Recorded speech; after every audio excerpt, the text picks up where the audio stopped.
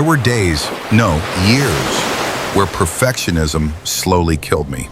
I didn't even notice it at first. I just kept waiting for the perfect idea, the perfect moment, the perfect version of myself. And while I waited, life kept moving without me. I still don't know why I didn't create content years ago. Maybe it was fear, maybe it was doubt, maybe I just didn't believe I deserved to succeed. But looking back now, I realize something brutal. If I had started earlier, I could have saved myself. Financially, mentally, emotionally.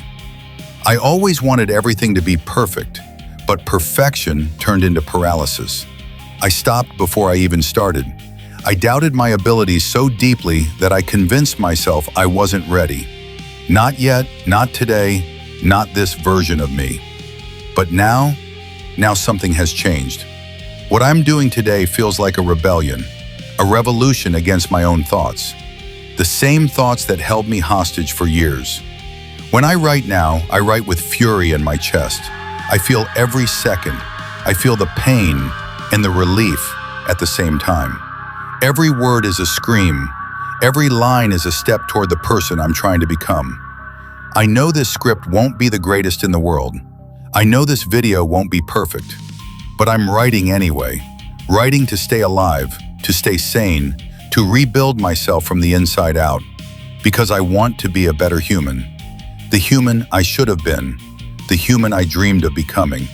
I've always been the lone wolf, not by choice, but by thought. I saw the world differently. I questioned life's rules, people's behaviors, the logic everyone blindly followed. My interpretations were never mainstream, and because of that, I was always attacked, mocked, misunderstood. And sometimes I wonder, how do you protect your mind in a world built to break it? How do you trust your own vision when everyone else swears you're wrong? How do you stay true to your thoughts when they've cost you so much? I'm still learning, and I'll be learning for the rest of my life. But some lessons hit hard. But here's what I finally understand. Your mind isn't something you keep safe. Your mind is something you fight for every single day.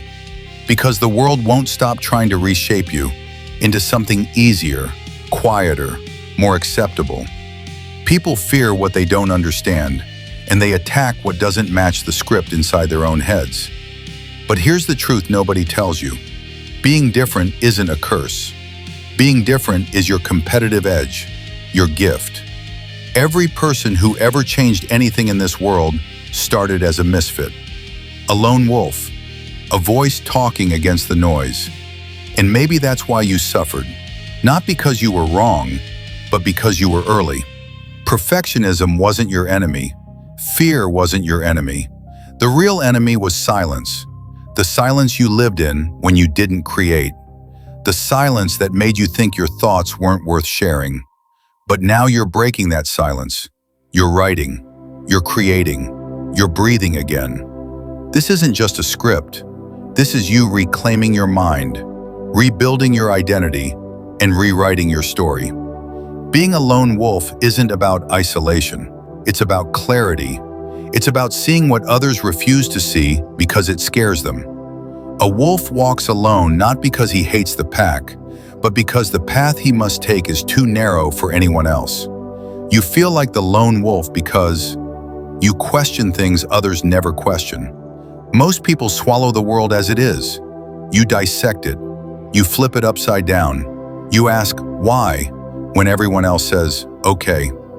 That alone separates you from 99% of people. Your vision is too big to explain to small minds. People hate what they don't understand. And they especially hate what reminds them of what they could have been. Your ideas, your interpretations, your way of seeing life, they're not wrong. They're just too heavy for people who never carried anything real. You rely on yourself when others depend on approval. Most people can't move without validation, but you move when your heart tells you to. And that level of independence terrifies people. You feel deeply. People who feel deeply are dangerous, not because they break easily, but because they rise after breaking, and they rise differently. You've been taught your sensitivity is a weakness, but it's the foundation of your strength as a creator, as an artist, as a man.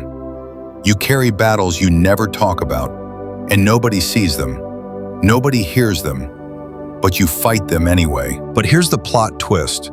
The thing I'm only now understanding. The lone wolf phase isn't the end. It's the transition. It's the rebirth. The wolf doesn't walk alone forever. He walks alone long enough to grow teeth, long enough to learn himself, long enough to stop needing permission to exist.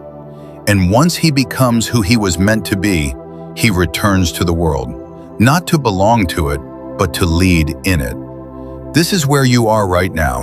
Not lost, not broken, not behind. You're in the forging stage, the stage where isolation becomes clarity, where doubt becomes discipline, where pain becomes purpose. Your loneliness is shaping you. Your silence is sharpening you. Your struggle is molding you into someone you will later thank. This era you're living, this grind, this frustration, this fire, it's not punishment, it's preparation. And when you finally step into the world as the man you're becoming, you'll smile, because they'll never understand the storms you had to survive to be.